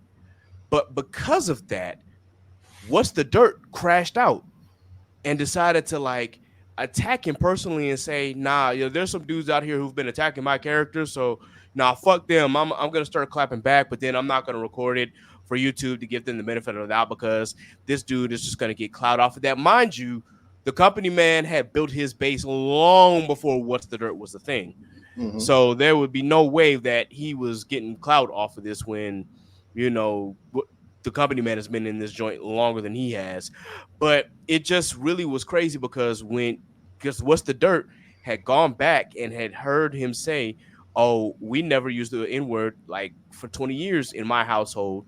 And then this dude, What's the Dirt, said, I can tell, and started laughing. And I'm like, bro, what just happened? So I rewinded it back and I heard him say, I can tell, in response to Justin Hunte saying, we didn't use the N-word for 20 years. And that right there made me realize, like, okay, this dude's a piece of shit. And I'm talking about What's the Dirt because, one, You do not get to tell black folk, you know, what they are, who they are, based on the uses of the N-word, and you don't get to demonize them just because a certain word was not used or a certain word was used multiple times. It don't matter. You do not have that place. You are not black. You are not a black American. You do lyrical breakdowns. And in some of your videos, you had even said that you were just a guest in this culture. Like you were not born and bred within this culture. So for you to go and say that, oh, I could tell that you hadn't used the N-word throughout your childhood and whatnot. Like, who are you? Why, like, what in the absolute fuck, excuse my language, gave you this idea that you can say that to a black person? In no shape or form should anybody who is not in general, it shouldn't be anybody, but and especially a Caucasian Canadian telling somebody, oh, I can tell when you don't use the N-word in your house. Like, no, you don't get to judge people based off that. You don't get to judge black people based off that. The N-word wasn't allowed in my house either. That don't mean that, I mean, granted, yeah, I was bad. I wasn't bad, but I was around dudes who said it all the time. So of course that became part of my language too. But that doesn't mean it was allowed in my household. That didn't mean I could say it in front of my mama or my daddy or any of my cousins or my grandparents. That no, like if I said it, it was in the confines of school or summer camp. But in general, a white person does not have the ability to come into that space and tell people, oh, I can tell that you acted a certain way, because black people are not monolithic, and we do not grow up under a singular household, or do not have this idea that we may have similar experiences, but that does not mean we were all raised and grew up the same. So with that in mind, like he had because of that video of him posting this crash out against the company man and telling him all this and fuck him and whatnot, he actually did send the company man an apology in his DMs later. But you had all these reviewers like, nah, you was wrong, you was out of pocket. Yep. Nah, you was in the wrong, bro. Like, chill. The apology needs to be as loud as the disrespect. Absolutely. Not in the DMs. Nope. You got to make it public. Absolutely, make it public, show that you were in the wrong. To the same sense that, like, I mean, fight me if I'm wrong, that Drake needs to come out and issue an apology. Not only to Kendrick, even though it's, you know what I'm saying, that's water under the bridge at this point, but to all of the people that he dragged into that situation, because, you know what I'm saying? Yeah. And that's not to bring up a dead horse, but it's one and the same. You can't tell nobody how to live their life, because I guarantee you, if in congruent situations, if you were to loosely go to your teacher and tell your teacher what's going on at home, and your teacher called a conference with your parent, your mama gonna be like, how you know about that? Right. And then guess what's gonna happen? You're gonna go home and you're gonna get chastised because you put the family business out in the streets for the Absolutely. air. And that ain't your place as a child, because at the end of the day, you did something to be wrong. And you were corrected for it by your parent. And because you felt free enough to go and speak about it to your teacher, now you extra wrong. You know what I'm saying? Like, yep. You got to know your place. This is facts, bro. This is facts. So, yeah. I just wanted to point that out for y'all who, if you have not tuned into What's the Dirt, now I don't recommend it, because I want the apology to be as loud as the disrespect, as Steve said. But at the same time, like, if you haven't listened to like the 16 and LA breakdown video, you can. But I personally don't want to waste 3 hours listening to a Family Matters breakdown, because that song does not need 3 hours. Drake has had surface level bars, and he's always had like surface level bars. There have been some like in the past that may have gone over your head, but they're not made with the intricacy and the level of art that Kendrick would do. And so it's like, yes, Kendrick deserves all these breakdowns because he's not thinking surface level, whereas Drake is the complete opposite. That's not to shit on Drake, because I still think that Drake is great as an artist, except for his last few albums, which I said in the last episode. Like anything after Scorpion, I'm like, no. But in general, Drake as an artist is still up there, and he's still one of the GOATs. He's not my GOAT specifically, but I can't deny like how impactful Drake is. That being said, his lyrics have never been something that required you to do a full course breakdown that consists of 3 hours. Like Kendrick's music deserves to be studied at universities, not Drake's. I'm sorry, it's just not. That's not where Drake is right now. That's not who he is as an artist. Kendrick is. So that's all I got to say about that. And those are my closing comments. Any other comments, Steve, before we get up out of here?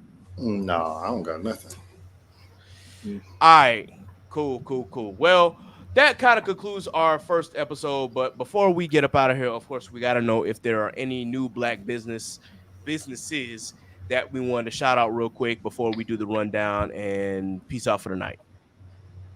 Shout out to the Turkey Leg Hut. Yay! Health code violations always win. Turkey Leg Hut is crazy. Yo, bruh. If y'all have not read that story about Turkey Leg Hut, bro, they got shut down because of what? 35 health code violations? 35. Is that the right number? Yeah. 35. That is insane, bro. 35. Listen, I know a lot of restaurants that be just like getting by with like they be like having 20 and whatnot, and they still run. But 35, bro, they should have been shut down a long time ago. And listen, the first time I went to Turkey Leg Hut was actually decent, but that was back in 2019. I don't know what happened after that. Apparently, it just got bad. For the viewers and the listeners, where can you find the I cannot talk right now. The Turkey Leg Hut. You can't find it in Houston anymore. Not in Houston. Yeah, but it was in Houston. And then the person that runs like the Facebook page, she was all like, "We're doing a temporary shutdown. We'll be back open on September 35." She said September 26th. I was like, "Lady, close for renovations." Yeah, are you crazy? Like, there's no way. Hey, that's like looking up the original culture. Closed indefinitely. Yes, indefinitely. But you know, they just opened up a new one over in Portsmouth. Their culture. Oh, word? Too. Yeah. Oh, Lord Jesus. Okay. And it's in P-Town on top of that? Oh.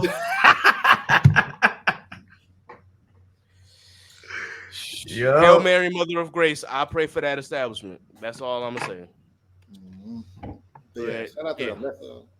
I think that's all I got, though.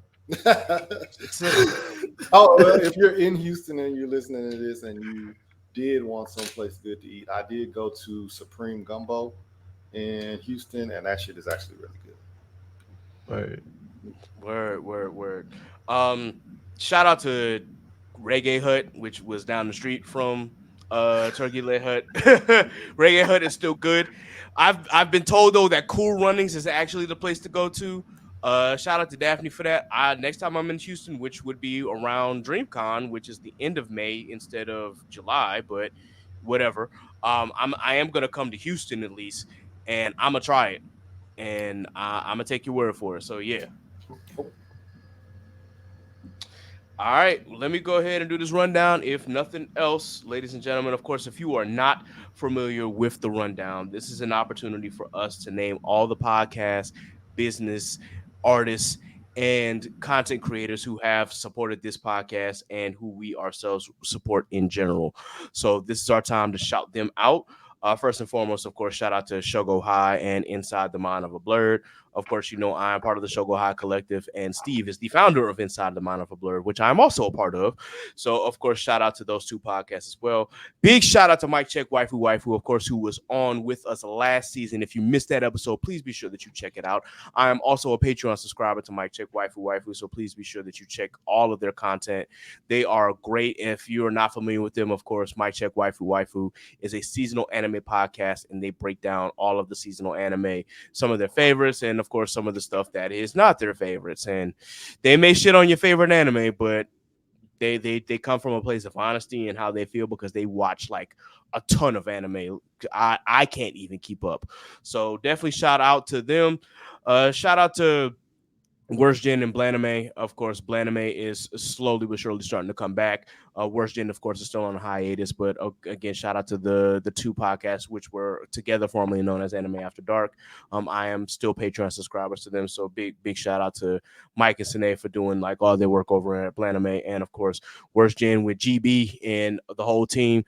Shout out to Sensei and Mike. They got the Mike and Glove show that they sometimes pop up on Twitter Spaces. So definitely shout out to them for doing their thing. Truth and Transparency podcast with Brother X, the Culture Scientist, and Mr. Smith. Shout out to It's So Real with Raquel and Onaji. Dad Needs to Talk with Rather, the Father of Vash. Analytical Where Shit Gets Critical. Geek Set podcast. Anime Junkies 3 Weaves in the podcast. Those Anime Girls. Commute, and of course, shout out to Black Geek Energy. I do have to get Black Geek Energy on here. Shout out to my boys DeMarcus and of course my boy Jared. They are doing their thing over there. They've actually been starting to interview a lot of good people and a lot of people who are in the entertainment industry as well. So big shout out to them. They're doing amazing work. For our Black content creators, of course, shout out to Off Black Mag with Aaron. HBCU Anime with Evan. Shout out to Sundari with Erica, who is also taking her hiatus as well. Cerberus Entertainment, of course, shout out to Tatty Poodle, the Geechee Gamer, Icarus Metro Comics with Calvin. Shout out to the gang Hubtaku. Shelby with Simply Janine, Simply Baked, and Rose Less Traveled. Shout out to Strange Keith with Idols to Icons. Shout out to Toasty Marshmallow. And of course, shout out to the Corner 5, which consists of Simone with Basimo Malcolm, Courtney with None of My Friends Watch Anime, 5 with Fight for Rage, Chris with Chris Matarame, and Sham with One Punch Sham. And of course, shout out to Scuba Steve and Alpha with Blur Mob Productions. For our Black artists, of course, we got to shout out our very own NASA. Big shout out to Scoozy and Tyrone Leak. They just actually had a performance. And Imogen as well. They actually had a performance the other day at Rendezvous in DC. So big shout out to all three of them. Shout out to Jack Union, Phil.me, Ellis Quinn, RJ Stackhouse. Shout out to my boy Quarter, Ari Lachelle, Zach Hines. Definitely shout out to Zaynab and shout out to Elena, who actually will be popping up again very, very soon because not only is she a singer, but she's also an author. So, of course, we got to have her back. And for our Black businesses, Already Paid by Dre, Fresheners, Righteous Minds by Timo, KS's Brand by Christina, Cream Cosmetics by Naima, Mind Over Money by Tremaine, Studio Maha with Pat and Yin, Concept Moon, She Designs 2 with Aaron, Black Magic Class Lit Wands with Low and T, H4 Creative with Zenobia, Real Estate Stone by Meredith, Soul by Bell by Mariah, Blurred My Studios again, Good Vibes Only with NASA, Coasters Bar and Grill, and of course, Scrappy Sentiment with our very own Sappy.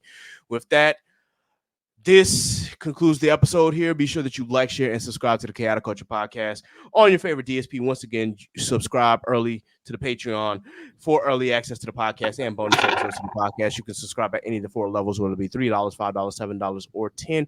Once again, patreon.com/Chaotic Culture Pod. You can follow us on Facebook at the Chaotic Culture Podcast page. You can also follow us on IG at Chaotic Culture Pod, as well as on Threads at Chaotic Culture Pod. And of course, you can follow us on X/Twitter at Chaotic Culture 1.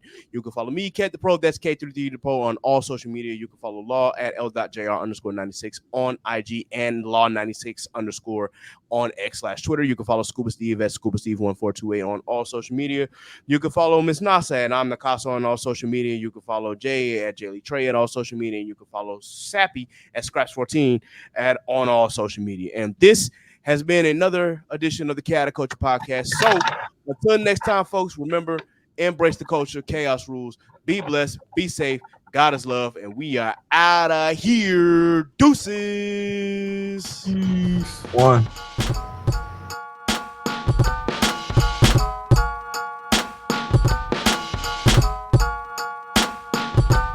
It's the KKP on your mother flipping airways. Hear the name ringing through the halls and the stairways. You were listening to a pod that can segue. All the latest topics guaranteed to fill your headspace. It's a safe place to voice your opinion. Say what you feel just like you're a kid again. Ked the Pro and friends, black as obsidian. Chaotic culture, that's the world we living in.